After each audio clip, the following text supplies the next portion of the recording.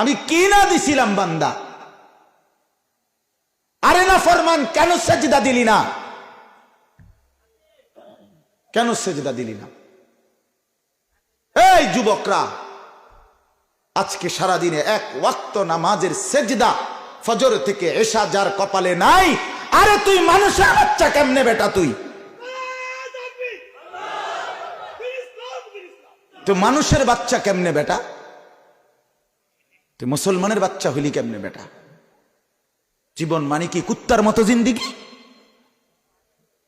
জিন্দিগি কি জানোয়ারের জিন্দিগি?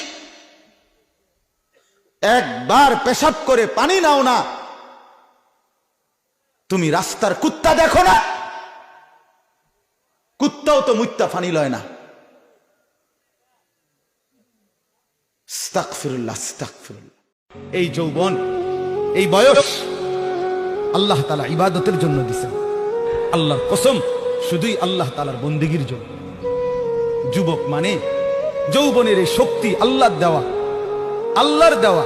আপনারা ভাবেন তো, কারো যদি 1 ঘন্টায় বা 2 ঘন্টায় 6 বার 7 বার পেটে অসুখ হয়, পায়খানায় যায়, এরপরে তো শক্ত সামর্থ্য যুবকটা বিস্তার শুয়ে দেয়। ঠিক কিনা বলেন? আপনি বলেন তো, কেন বড়াই করছেন? আপনার কি হইছে?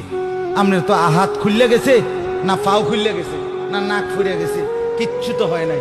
পায়খানা না বাইরিছে, দুর্গন্ধযুক্ত পায়খানা পেটের থেকে বাইরিছে।